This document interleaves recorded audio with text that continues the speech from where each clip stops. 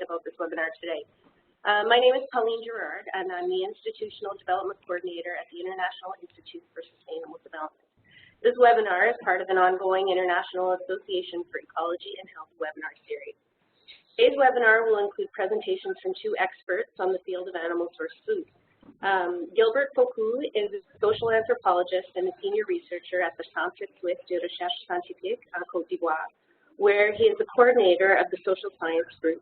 He has conducted studies on participatory risks and analysis and quality of animal source foods, including milk and meat, in Mali, Senegal, and Côte d'Ivoire.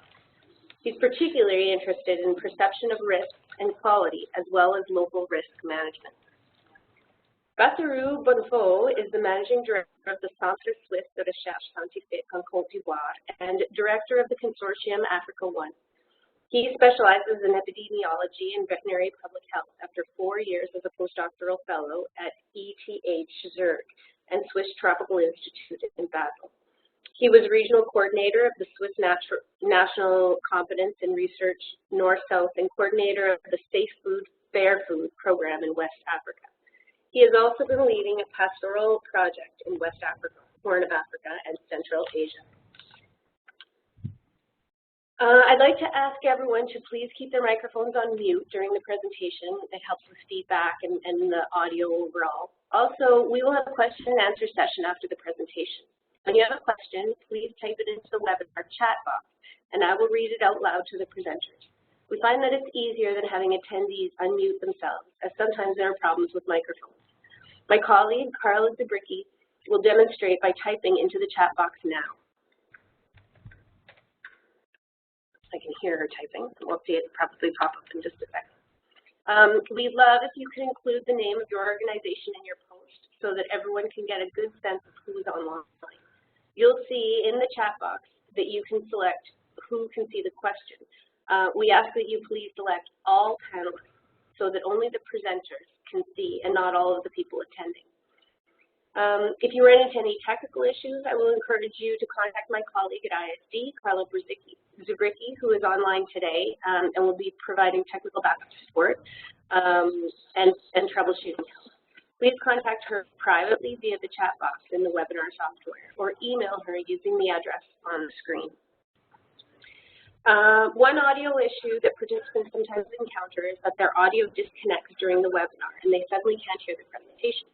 If you find your audio drops out partway through the webinar, we have two solutions. In the final bullet point you can see on the current slide. Go to the audio menu on the top of your screen, click disconnect, and then reconnect again. If that does not work, WebEn does provide a call-in option, which you can use. Carla will stay available throughout the webinar and will try to solve any problems that arise. Now that we've covered the guidelines, I'd like to pass it over to Gilbert and Bassirou to tell us about animal source food. Thanks very much. All right, over to you, Gilbert and Bassirou. Okay, Bassirou, I've passed over control to you. You should be able to share your screen now by going to share my screen and then selecting it.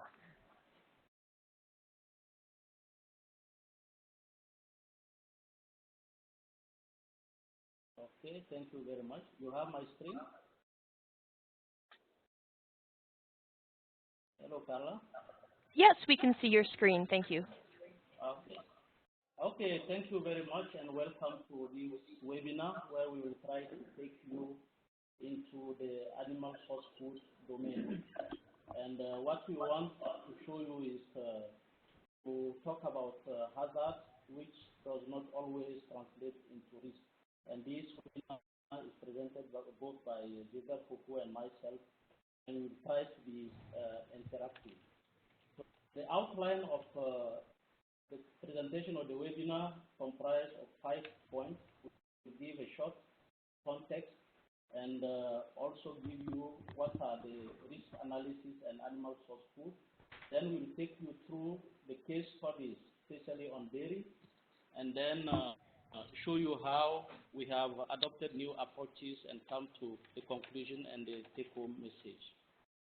So going back to the history, we base our results here on 2 main programs. The first one was Healthy Milk for the Sahel in Mali, and then the Safe Food, Fair Food program West Africa and East Africa.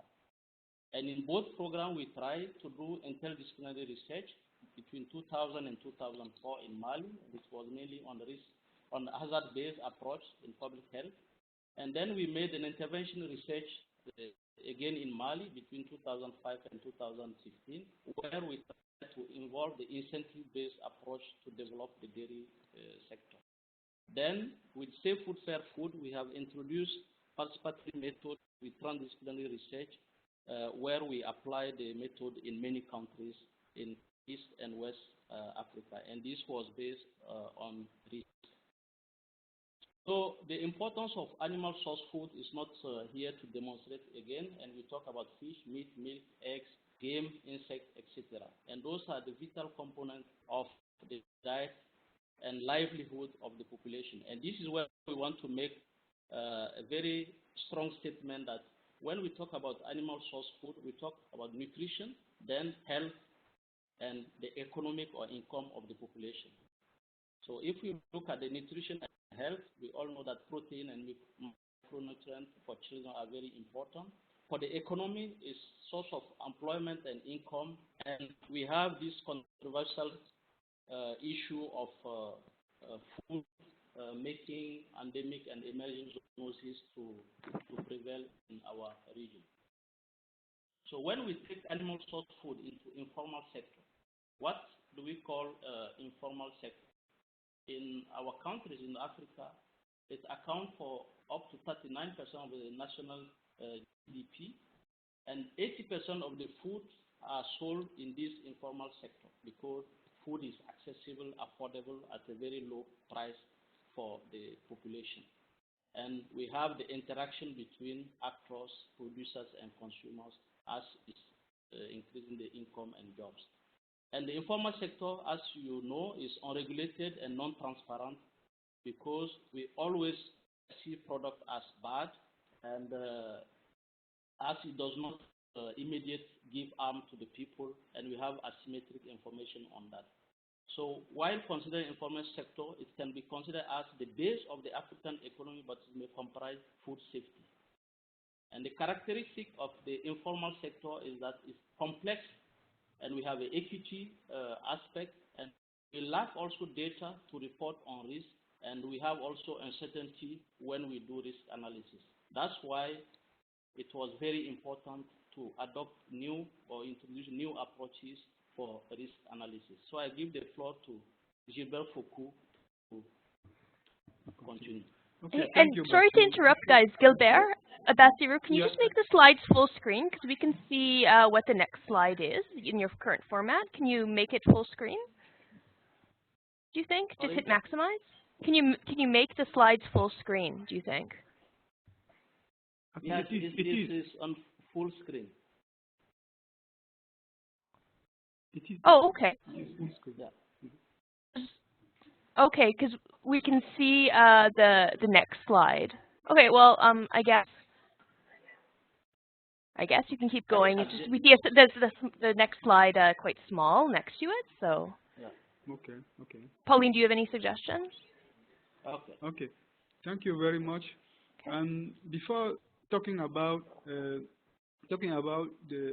framework that are existing, I will first of all take 1 minute to say why, as a social scientist, I started working on risk and quality. This started some 10 years ago when I was doing my PhD research somewhere in the Lake Chad area, where I realized that some transhumant pastoralists, when their cattle die of hunger, or maybe when the animal is killed by wild animal, they don't eat that meat. So the meat is taken by a sedentary local population to be eaten. And why after eating this meat, people do not get sick? Meaning that there are different categories of risk or different categories of perception of the reality of risk, varying from culture to culture. Some few years later in Mali, when we were interacting with people around a dairy plant, we realized that some part of the milk rejected by the dairy plant was taken by the women, heated and sold to the people in the village. Those who consume that meal did not fall sick, meaning that there are different perceptions of risk. And for me, it was interesting to really understand the sociocultural aspect, to understand the context of the characterization of risk. And that is why we thought it was important to really see the social cultural aspect, the social-cultural factor that influence the risk assessment. And that is why the risk assessment framework that existed in the past, we try to think about, I mean, what should be improved in those frameworks. Because there were two risk assessment framework that existed. We have the one from the Codex Alimentarius Commission and the one from the World Health Organization. And all those frameworks try to characterize, try to assess the risk based on the scientific knowledge. And after assessing the risk, they also make effort to manage the risk based on the policy decision. And after managing the risk, they also try to communicate around the risk. But all what we got from all these frameworks is that they are too rigid, linear, and not really participatory. And that's why we thought there is a need for a new framework that will really be more participative and increase other various types of population. Because there is the criticism that we can address to these framework is that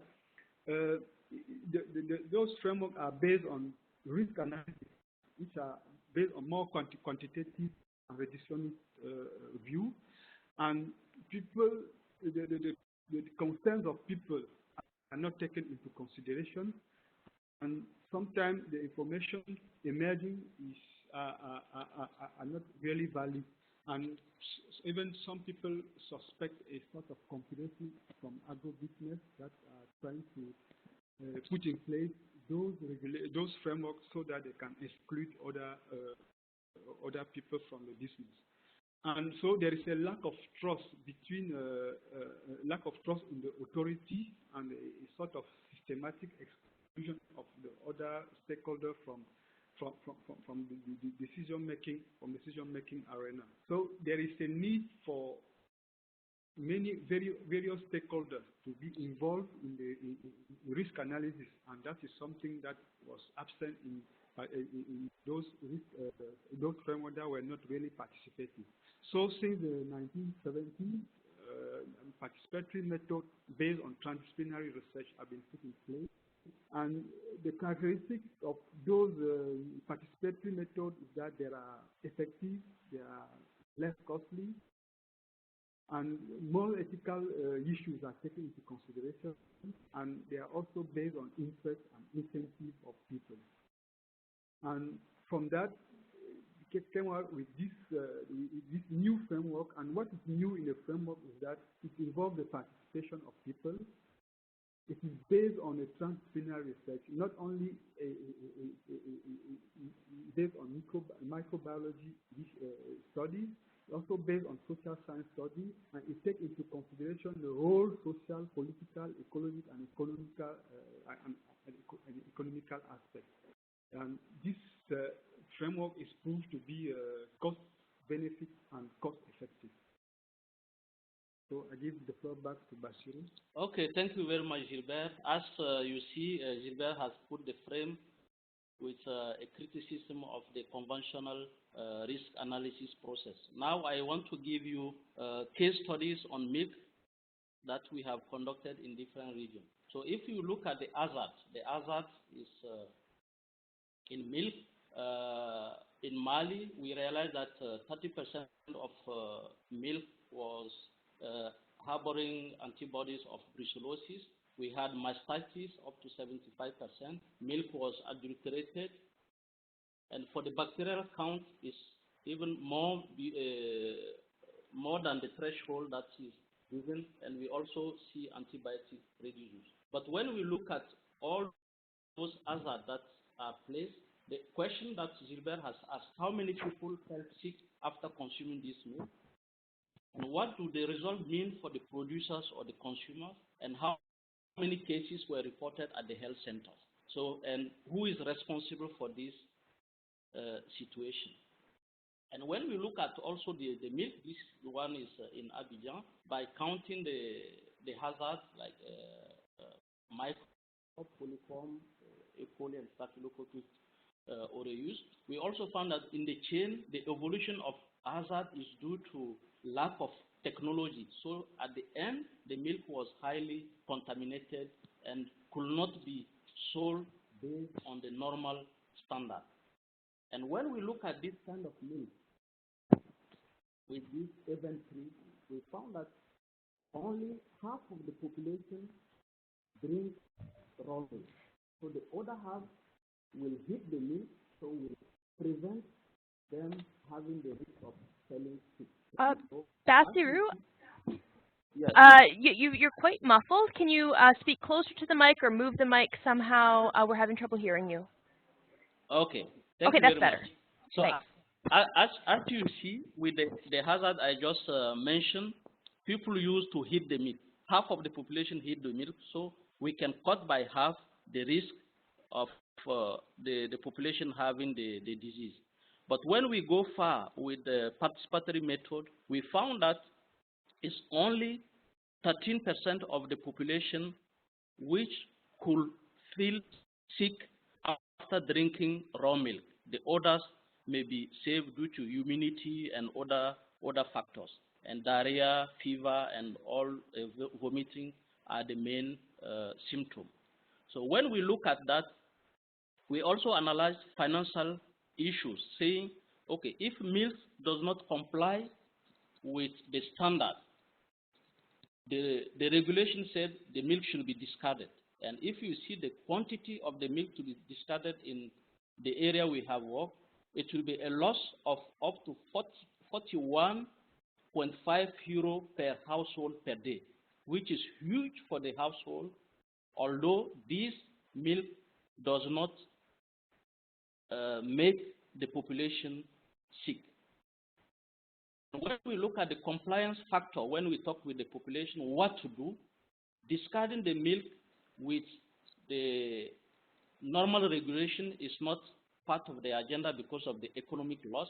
So they also tend to adopt new technologies, and if we offer them technologies that can help them to improve the milk quality, then they are well engaged to comply with the result. And here, the heating, energy, and all those kind of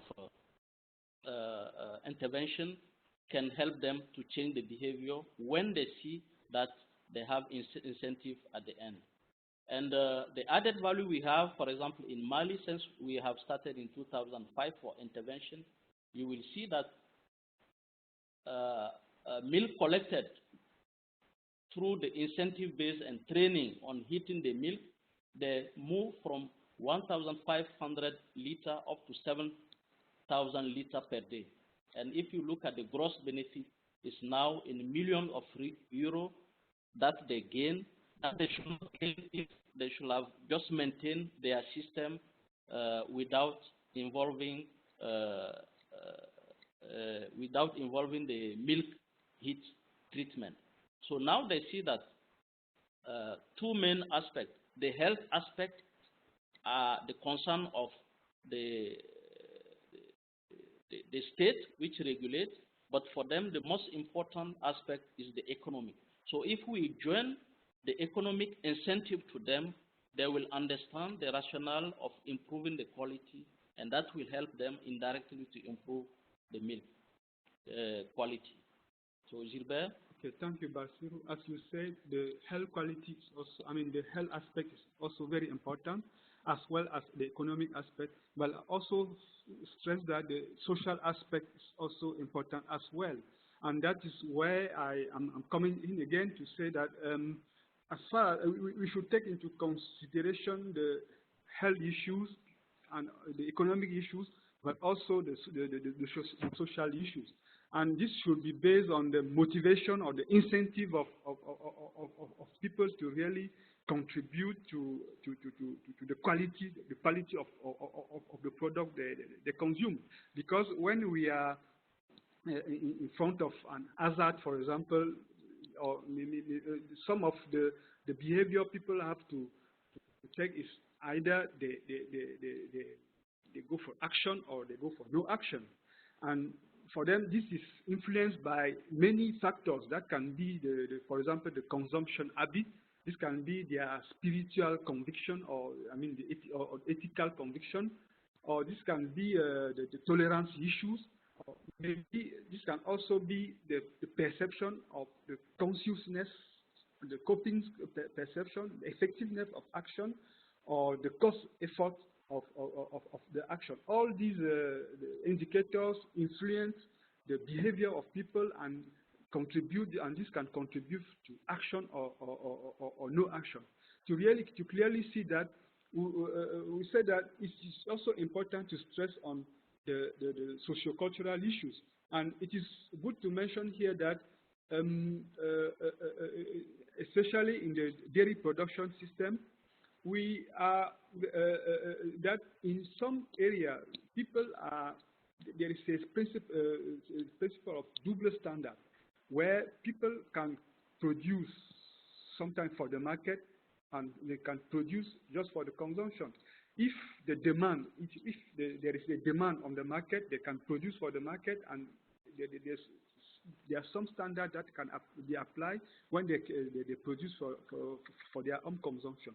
Because there are different perceptions of quality and safety varying from culture to culture. Because based on the one case from Mali, they consider that, for example, that boiling milk, for example, disrupts social order, or this can destroy the nutritional property. And what we can say is that there is no clear distinction or the binary opposition that sometimes we can see between good and bad, safe and not unsafe.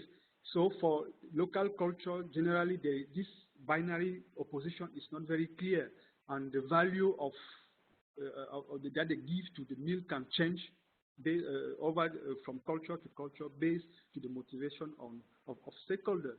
And we can say that the quality finally depends on the worldview of the people who consume, and the definition of good hygiene requires a consideration of the motivation of actor and incentives that they receive in doing so. And one important thing in West Africa, for example, we have in our villages, especially in the Sahel, used to the women walking around with the milk, trying to sell it to the local population. And this is due to the fact that in the local community, in the past, milk was the responsibility of lady. But this has changed over the time when the system was improved with the dairy plan that have been implemented. This contributed to a sort of commoditization of the dairy sector that lead to the degeneration of the dairy value chain, because the milk acquire a high quality, and this quality is associated with the improvement of the production condition, and that are the establishment of small dairy plants, for example, which are generally run by men. And so we saw that there is a sort of defeminization of the dairy production system, which has an effect on the quality and which also has an effect on the nutritional status of the children, who are, because the ladies are obliged to replace milk by other stuff like cereal, for example. So the consequence of the new technology that have been put in place to improve the quality and to reduce the risk is that the dairy production has now been captured by the market to the detrimental of children that are suffering from malnutrition. And the ownership transfer from women to men also increase the magnitude of hazard and related risk, because the women have had the know-how to reduce or to manage the risk that men do not have. And so there is a need to involve women. That could be a guarantee for food safety and security. And so there should be a sort of negotiation between various actors of the dairy production chain, so that even within the household, this negotiation can lead to the share of the benefit from the dairy product, but not only from in the household level. The involvement of women in the dairy system can keep the traditional know-how that can contribute to manage the risk as they used to do before. And they can also be involved in the process of setting up the standards and decision-making concerning the management of the risk, and finally being informed on the risk, not only contribute to public health, but can also prevent financial losses, as Basiru said before. Thank you, Gilbert. So in conclusion, after saying that, it was a very good collaboration as a microbiologist, a veterinary microbiologist, with the input of Gilbert Foucault as a socio-anthropologist, we were able to do these case studies. And in conclusion, we want to say that informal markets are and will continue to be in the near future the major source of perishable food. And in those markets, hazards are not always important if risk can be managed through endogenous method. Standards that are set do not always match quality, and food from informal sector not fitting with the standard and regulation is very often safe for human consumption due to local management system. And local cultures are very important to consider. And decision, as we know, from the perspective of the producers are based on both financial and health risks. So incentivized intervention could improve the safety and public health rather than regulation enforcement alone. So what is the take-home message is that incentives could improve public health in food sector. And as research, we need to conduct inter and transdisciplinary research, linking lab to the field and the policy, and linking social science to natural science. And the sustainability of the whole system is linked to the stakeholder capacity building. And this is what we are trying now to do, to build a new curricula for the next generation of risk analysts in Africa through universities. And as you see on this diapo, we have a book on food safety and informal market, which is produced by ILRI. And this book is now being translated into French, and it will be free access online, and those modules will be developed in African universities. So we want to take this opportunity to thank all our partners, universities, and donors who has helped us to reach this stage, and we want to thank the Association of Ecohealth for giving us the opportunity to share this experience. Thank you very much.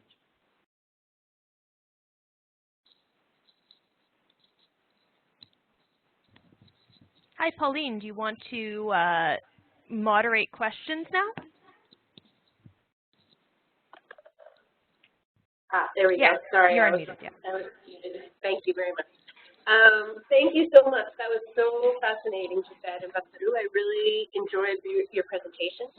I just want to remind everybody, if you have any questions, please type them into the chat box, and I will read them out. I have one about incentives. I was wondering if you could give me a couple of examples of the kinds of, one of your final slide, your recommendations said that incentives can help, but can you give us some examples of the kinds of incentives you're referring to?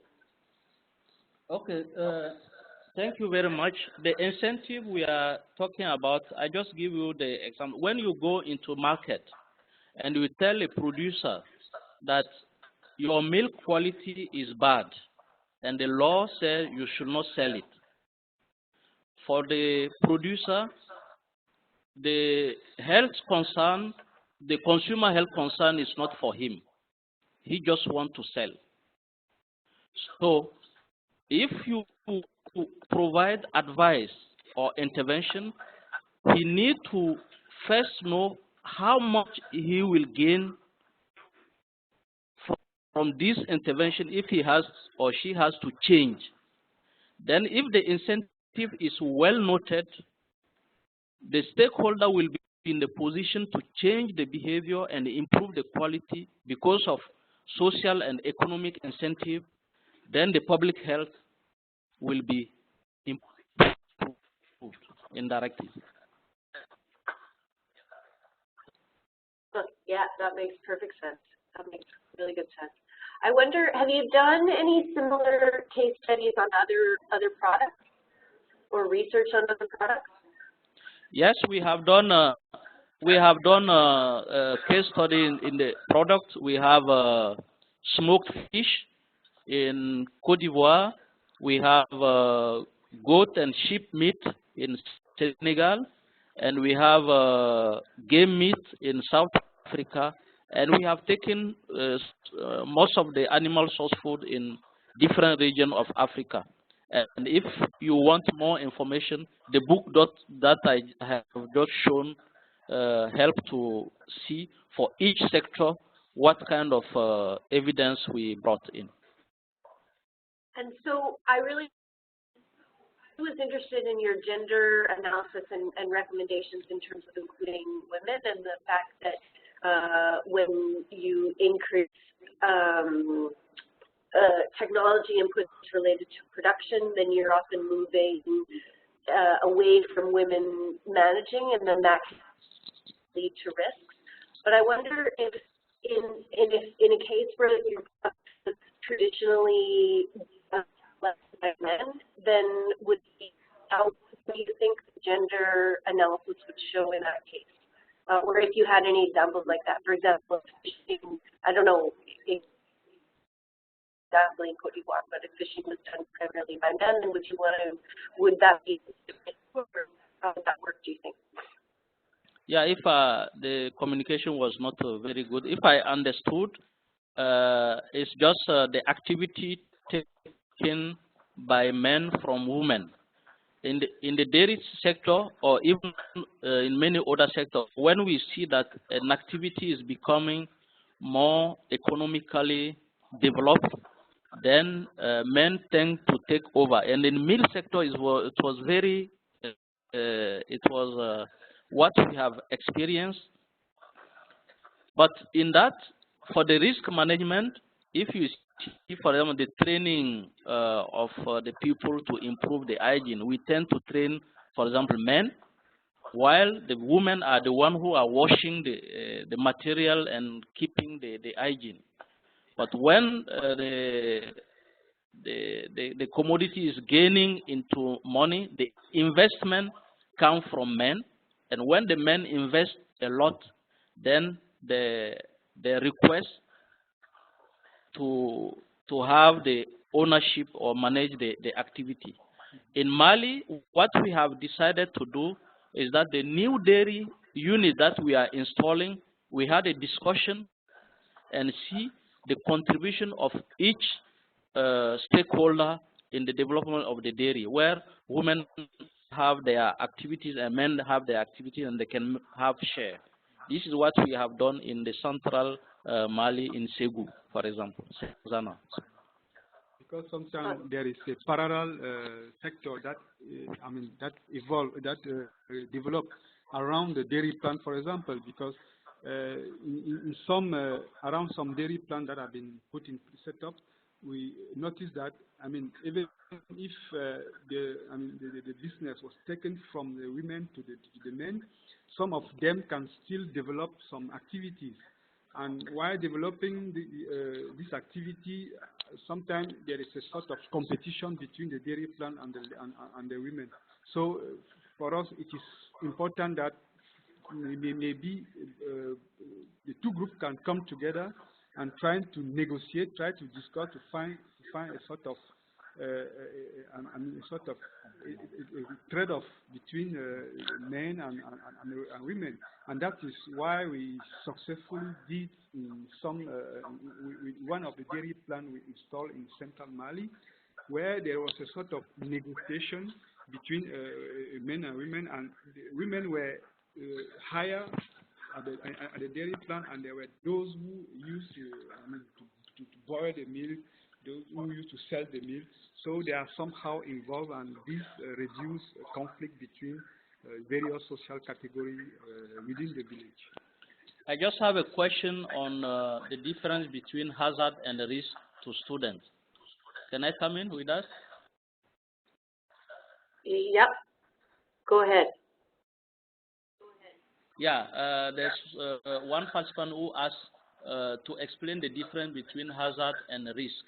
Risk is the probability that a hazard or a danger occur. For example, if you have a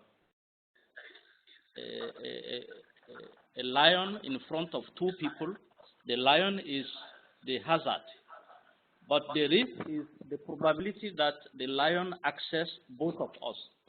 For example, if the distance is more longer between the lion and me and shorter between the lion and you, the probability that the lion reaches you is high. So this is the risk. You need to calculate risk. Meaning that if you have a product and you can't count the number of bacteria in the milk, the number of bacteria represent the hazard, but the risk is measured at the end to see what is the outcome in human. Is that person who drink milk felt sick or not? What's the probability of that person to get sick with the quality of milk you have? Great. That makes perfect sense. I really loved your analogy. A question from Carla Zabricki from the International Institute for Sustainable Development. She's wondering, has complication such as a decrease in health issues when these steps were taken? Were you able to use numbers to demonstrate your outcomes?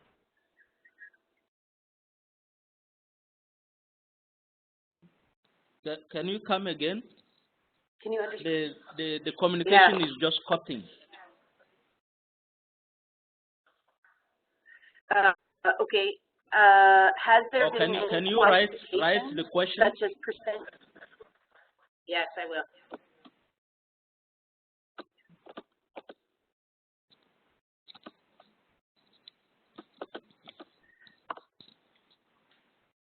Okay.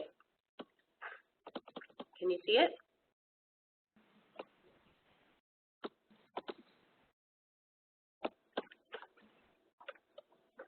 Has there been quantifications such as percentage decrease in health issues when some these steps are taken, such as involving women?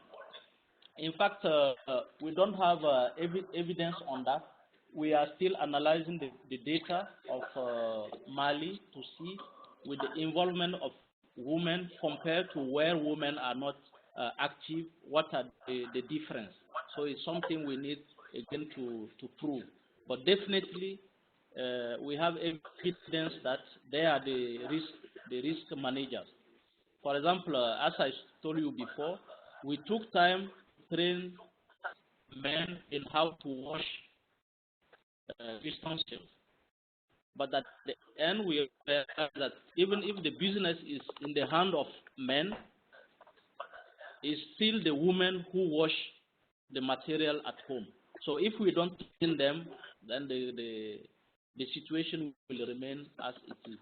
But we still need to give evidence, and it's very good question. There's one more question I've copied it into your text box. Can you see it? Pauline, you should also read it out so everyone can hear the question. I'm not sure if everybody can hear me. That's the problem. So the question is from Lisa Crum from the Swiss Tropical and Public Health Institute. Are there any suggestions to improve the translation of knowledge from the women to the smallholder dairymen? Yeah, I will say something, and Gilbert will come. The method we use is the feedback and the stakeholder meeting we have involving both women and men to discuss the issue. For us, is very important, and during this discussion, the responsibility are shared around the activity. I don't know if Gilbert you can come. Okay. And I mean, the issues of knowledge transfer. Maybe to come back to the cleaning of instances that Bashir raised a couple of minutes ago, I would say generally in our society this is a woman task. So I mean, and there are those who used to do that at home, and when in dairy processing, there are those who do that. So for this technology, it would be difficult for them to really to transfer to men, for example, and generally in the dairy plant, they receive some training. They receive some training from the supporting project or development agencies that really train them to how to really go for the good quality or how to manage the risk of, for example. And what women have is that they have their traditional knowledge that is transferred from generation to generation, and for them there is a potential for them to transfer that. But the issue is that we are in a society where we have a social distribution of a social division of work, and it would be difficult for men to take the technology used by the women, and that is why, for me, I'm not very sure it would be possible to really transfer this technology.